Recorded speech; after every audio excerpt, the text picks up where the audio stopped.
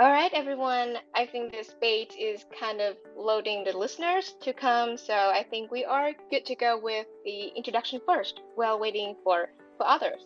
Yeah. So once again, hello Polkadot community, and welcome back to our Ask the Team AMA series.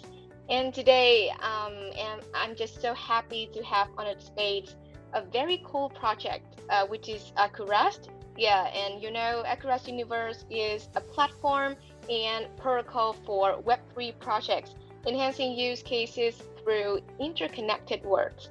And in case you don't know about us, Polkadot Insider, so we are a channel updating news, data analytics, real-time data, and research about projects to support retail investors' views when they want to make any investment in the Polkadot and kusama ecosystem.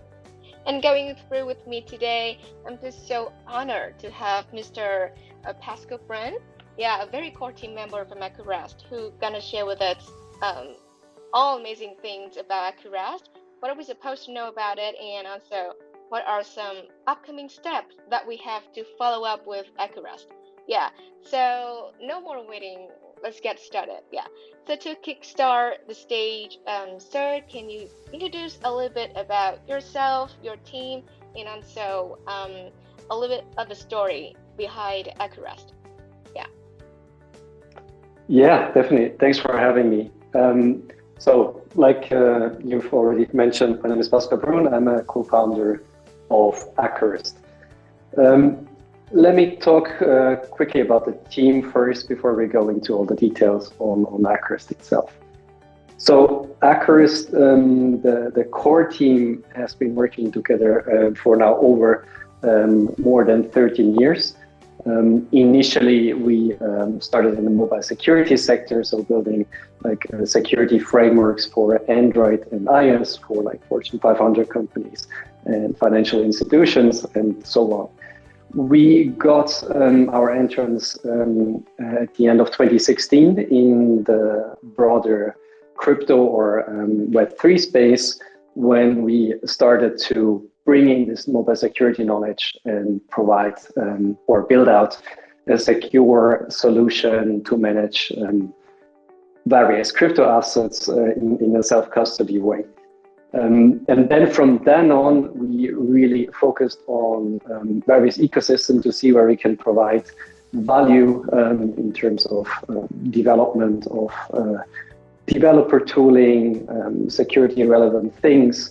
And it was also through that journey that we came across kind of this challenge of, on one side, how can you bring off-chain data on-chain in a verifiable way?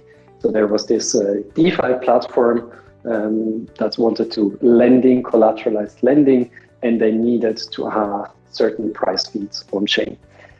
And they reached out to us, and we realized quickly that we can leverage the mobile security knowledge that we have and use these mobile devices that are very much built for secure and verifiability, because they have like a dedicated hardware chip on them that exposes this trusted execution environment that can be utilized directly for this case. And soon after that, after we did this initial implementation, more of a bespoke thing, we realized that this is like twofold, right? On one hand, it's not only concerning of bringing off-chain data on-chain, but this kind of infrastructure or environment can be used for many more use cases. So exposing essentially the computational aspects of it. And also, this is a system, or there should be a system of how you can access these resources that then these devices offer, so that developers can, without any middleman interaction, get access to these resources. And that's when Acurast was born. So essentially this zero trust application platform that then gives access to these resources that are around there. And there are a few specific little things that make this quite a novel approach, and in the end offer the best security and trustless access to this. to these computational resources.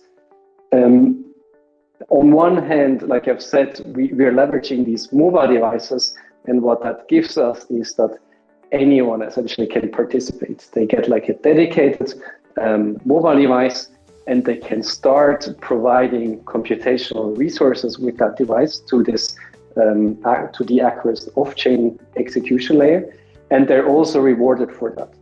And the reward comes from developers or projects on the other side that want to have access to these computational resources.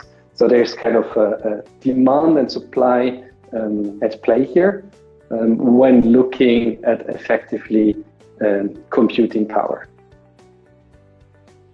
Wow, it's really a very lovely kickoff. Yeah, it's so good to know more about the vision and the mission of Acurast. And so, yeah, we kind of feel it's a long, hard journey with a lot of impressive milestones so far. Yeah, that's really amazing. But we are down to hear more about Acurast. Yes, so let's get into details right now. Yeah. So we know that recently Acurast Canary has been launched. Yeah, such a milestone. So can you share with us more about this one? What is so great about this? Yeah. Yeah, definitely. Like you said, in the middle of this month, so a few weeks ago, we launched Acurast Canary. And this is the incentivized testnet for Acurast. And the main focus is so essentially on the journey towards Acurast mainnet. We use the Acurast Canary network to onboard all of the use cases. So essentially give developers an environment where they already can profit from these resources, from this off-chain execution layer, and start building their applications that then are also productive, right? So that because if you do this on a testnet specifically, and you really then want to say, okay, I want to leverage this, the Acurast resources now, but yeah, I mean, this is like a productive project that I'm working on, and I'm not going to use a testnet for this. So this is essentially the step in between the testnet and then effectively mainnet. And Acurast Canary has a few phases. So phase one was launched on the 13th of September. That focuses on two things, right? I've mentioned productive use cases is one. So giving developers the opportunity to really leverage this, but also on the other hand, to make this possible, we need to have the computational power or the computational resources of this off-chain execution layer. And this comes together, like I've mentioned, through these mobile devices. So the Acurast Canary is then also responsible for onboarding individuals or entities that say, look, this is very interesting. I can get some dedicated phones like a Google Pixel phone, for example. I can onboard this through the Acurast console to Acurast Canary, and then offer these resources, and in return I'm earning rewards. And the rewards, they can come twofold. So on one, like I've mentioned, it's developers that are essentially incentivizing or rewarding the access to these resources.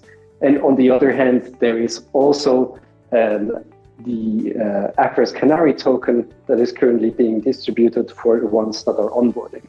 So you can earn up to 250 Acru tokens if you're actively providing resources to Acurast off-chain execution layer. Well, so that's about the Acurast Canary. It's really amazing and interesting about what is it for, how it works, and who it works for. And also in terms of the benefits and the rewards, and also other optimization purposes. Yeah, this all very, very amazing. And yeah, very worth expecting. We're gonna keep an eye on it to see how it's gonna go in for the time. Yeah, let's see. Yeah. So, well, besides Acurast Canary, are there any upgrades? Are there any good news recently from Acurast in terms of products, in terms of, yeah, other aspects that you want to share with the listeners today? Yeah, definitely. I think the main interesting thing that is now going to happen is also, like I've said, on one hand, exposing essentially Acurast Canary to people that really see kind of that the advantages that it can bring to them in terms of like I'm providing resources and I'm getting rewarded. But mainly the kind of main advantage of Acurast is not only this trustless approach, so that the computation that is happening is completely trustless. So even the device owners, we call them processors in Acurast. So these are it's like the party that is providing the computation resources. Even they cannot see what is going inside the computation. And the cool thing here is that projects or developers can use this off-chain execution layer for various use cases. Like I've mentioned, initially the initial implementation that we had was for that more of the Oracle use case. So as a way of bringing off-chain data on-chain, so calling like APIs that have, for example, a price point, aggregating them and bringing it on-chain. And after this initial implementation, as I said, we realized that this environment can be used and can be completely generically programmed by developers. So the scope of use cases completely widens in the end, and it really empowers developers to define their requirements in code, and it's very accessible because it's JavaScript. So they in JavaScript define their use cases, and then have them run on these workers or processors in this execution layer. And when we're talking about use cases, I've mentioned Oracle, but there are things like verifiable randomness for GameFi. And there are things like you can use this off-chain execution layer for scaling, for example. You can use it to create zero-knowledge proofs, essentially as an incorruptible sequencer.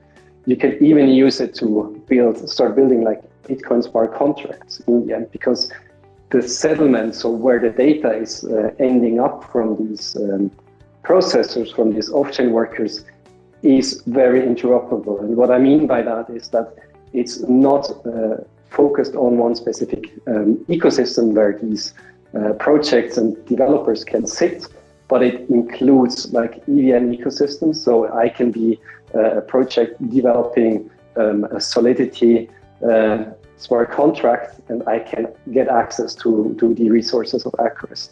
But I can also be a parachain, and I can get access to these resources. So in the end, the versatility for like the use cases that can be built on top of this, as well as the ecosystems that can be that these resources can be accessed with, is very vast.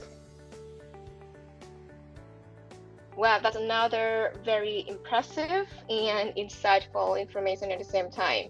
Yeah, such a good news for us, sir. Yeah, thank you so much for this one. Yeah. So for the next question, we are kind of curious about Zero Trust application platform. So how is Acurast gonna operate it, gonna design this one, and what are some possible challenges that you can tell? Yeah, definitely. So if we are talking about Zero Trust applications, I mean, what does that really mean in the end, right? So it's a way that these applications are run in a trustless manner. And this has kind of two components. So on one hand, I've mentioned these trusted execution environments that give you confidential computing. So what this means is that within this environment, the data or the application that is being run is protected. So you can push in data that not even the ones that are running this hardware can see. So you have like this trustless approach, because in the end, from a hardware perspective of these workers, you rely on technology and cryptography, and not rely on like the trust in one party or multiple parties of essentially doing what they're saying they're doing, right? So you have the trustless approach on that side, on the infrastructure. But then the other component that comes into play is access to these resources. And this is done through the Acurast protocol, or the Acurast parachain, where we have a so-called orchestrator. And the orchestrator is the component responsible for essentially managing demand and supply. So demand from, like we've heard about this, demand from developers for computation for their various use cases, as well as supply of the computational power on the other side. And how this works is that developers can define their intentions on this orchestrator. So there's what they call the Acurast console. This is an entry point, like a front end, a website that anyone can use with their wallet. They can go onto the console, the developers, and create essentially a request, a so-called job. So they can say, okay, I'm building on an EVM environment. I want the answer of this computational task. I want it on my EVM smart contract. I have this application that I want to run. I need 5 of these processors, of these off-chain workers from the execution layer to run this. And I'm also willing to pay a certain amount for it. So rewards the 5 processors that are being picked for running my application. And this request from a developer gets then matched to 5 of these processors that are eligible for running this. And they will automatically then, as soon as they have acknowledged, so as soon as this matching has happened, they will automatically start executing and running this application and providing the answer to the destination that has been defined by the developer. So in the end, you have a completely kind of what we call self-service and trustless access at computation in that regard.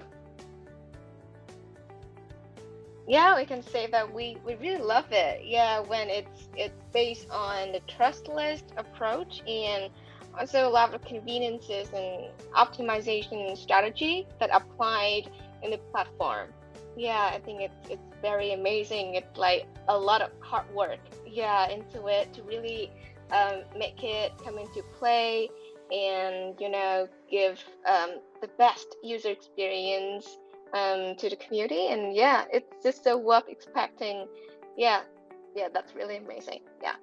So for next question, can you share with us more about other services that only Acurast can provide to the users, as about a competition point?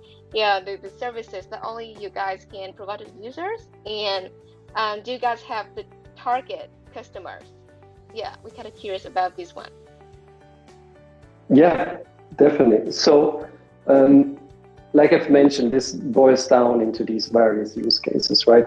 If we're talking about target customers, it's definitely in a first step, we are targeting Web3 projects. So giving them a way to leverage this computational layer of Acurast for their use case, right? For if it's scaling, if it's getting off-chain data on-chain, if it's using this layer for like specific requirements that otherwise couldn't be done on-chain.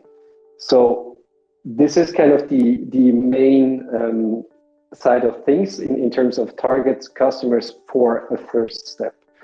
The interesting part is that this execution layer and the access to it can be, in the end, be also leveraged not only by Web3 developers, but also by enterprises that don't really have any exposure to the Web3 world at the moment. Because this inherent confidentiality that is within this computing context is also of a lot of benefit for enterprises if they want to interact with each other but not expose data to each other, for example.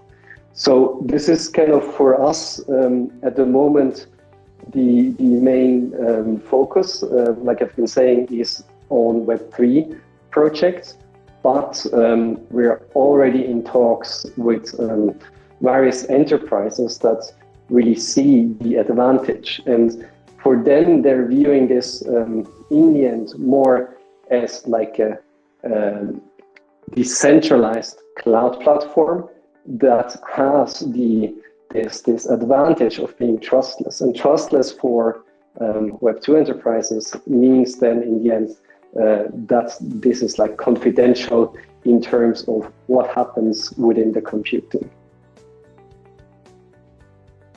Oh, that's really interesting. Yeah, we know that your target customer is Web3 projects, of course, and also devs, and also you guys kind of start to seek the potential in enterprises.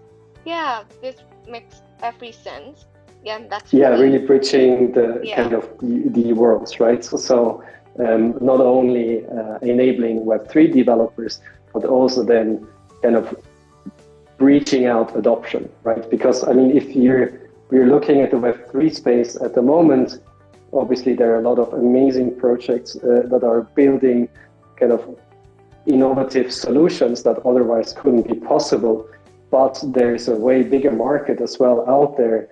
Then that is kind of the Web2, right? All these enterprises, and they really can profit and leverage this solution as well. So that's very, very amazing for us that we kind of can even tackle this without doing any changes to the platform or to the architecture of Acurast itself. Yeah, that's right. That's 100% right. Yeah. So we're going to talk about some of the achievements, the milestones. So to your experience, to your, along the journey with Acurast, what are some of the most notable achievements so far? And how do you feel about this one? Yeah. Yeah, I think in terms of notable achievements, definitely Acurast Canary, so the launch of it is kind of the first combination of what we have been working on over the past few months. So having a first way of really connecting all of these components. So having this decentralized off-chain execution layer connected to the Acurast Canary network itself, being able to kind of do this orchestration and have a way for both sides of the picture, right? For supply and demand to interface with this network through the Acurast console. So all of this was kind of all of the pieces, the puzzle pieces coming together with the launch of Canary, and we are now at this stage, right, ready to really onboard the use cases also in a productive manner. Yeah, about the Acurast and Canary, we're really proud of it as well.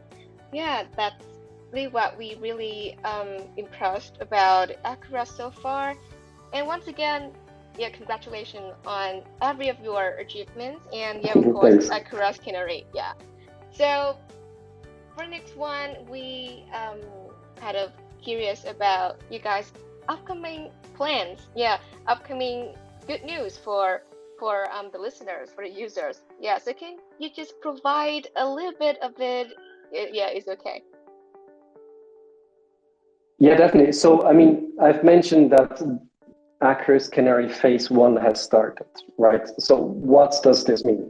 Obviously, it means that there is more than one phases throughout essentially the next few months. So with phase 1, we saw the launch of Canary, and we saw the launch of the Acurast faucet that gives developers a way to claim a few Acu tokens to really start onboarding themselves, right? So to start building this up. And on the other side, have the off-chain workers, so these processors, also start participating in the network, provide their resources, and get their rewards. So the two additional phases that we are going to through with Canary is essentially in a second phase, we are opening up the proof of stake consensus mechanisms for Acurast Canary. So onboard external collators. There will be a staking mechanism. This proof of stake consensus mechanism has adaptive inflation. And then after that, in a third phase, we will essentially see the activation of governance. So have the Acurast treasury on chain that can then be utilized by any token holder to create new proposals for, on one side, grants, but also for, on the other side, improving and evolving the protocol itself. And in the third phase, we also see then the activation of token transfers. And this is very consciously done as well on our end to have kind of this phased approach to really test everything out that we are building at the moment, and to have a way to also interact with the community, gather feedback, and really start building all of these components further out to prepare for the Acurast mainnet launch then down the road. So worth expecting. Yeah, all of them are just so amazing. Yeah, beside Acurast Canary, we can expect the Acurast treasury and also the activation of token transfer. Yeah, that's huge. That's really huge. And yeah, we know that a lot of great effort gotta be made to make all of them really come into good play. And yeah, it's kind of a next long hard journey, but that's what we are for, we live for, right? Yeah, so I think it's definitely. That's great motivation at the bright side. And yeah, nothing but best of luck in you guys' next journey. Yeah, Thanks. yeah. And for the last question, I think it's kind of relaxing, yeah, compared to others. So as a co-founder of Acurast, if you have to describe Acurast in just 3 nouns or 3 adjectives, yeah, or sentences, it's up to you, to describe how you're proud of Acurast. So what would they be, sir? So I would describe it in 3 words or less, essentially as a trustless, decentralized cloud. Because, like I've been saying, it's the trustless nature, right, that is in the center of this, that we can really build these zero trust applications, but then have them run essentially on hardware that is scattered across the globe. So, and that's also hosted not by one single central party, but by, in the end, thousands of individuals and entities. And I think this is very powerful if you think about all of kind of the implications when you run an application or host an application on like centralized cloud infrastructure. Because in the end, also these entities that offer these centralized services are kind of at the mercy of local jurisdictions. So if you take something like Google Cloud, they really need to conform to like US law, for example, right? And do you really want to run an application in the end and host it with maybe even a lot of crucial and also proprietary data or company data on an environment that in the end most likely has a backdoor built in and is accessible by the company, or then kind of at mercy of this law? And I think this is really the main powerful thing that boils down to this trustless, decentralized cloud. Those are really lovely words. And yeah, that's only the things that we can see with Acurast. Yeah, tell us again the mission and the vision of Acurast. Yeah, that's really amazing. And yeah, we really appreciate that. Appreciate all of the hard works of Acurast so far. Yeah, and we definitely wait for more. Yeah, keep an eye on your next journey. Yeah. So yeah, I think it's all about the questions today. We have been through a lot of good information about Acurast, about their recent spotlights, and also some upcoming good news that we have to follow up with Acurast. Yeah, so before we say goodbye, sir, do you have any words left or any announcements left for the listeners today before we say goodbye? Yeah, I mean, so if you're a project that wants to explore Acurast, there are more details on docs.acurast.com. So how you can integrate it, how you can interact with it, what you can use Acurast for. There's also console.acurast.com, which gives you directly access to what we have been talking about here. And for anyone that is interested to explore the Acurast protocol, we have faucet.acurast.com, where you can start claiming some Is tokens and start playing around essentially with the protocol itself. Also, if you have like a spare Android phone at home or want to tinker around with providing resources to the Acurast protocol, just do that. You can also do it through console.acurast.com. And there are 250 Acu tokens up for grabs per week for this. So yeah, start playing around with it. And we have obviously our social media channels on Discord and Telegram. If you have any questions, just jump on there, ask us, and we're happy to guide you and answer your questions. So let's start building together. Yeah, everyone, please go to Acurast.com if you want to understand deeper about Acurast, about what they are building and developing.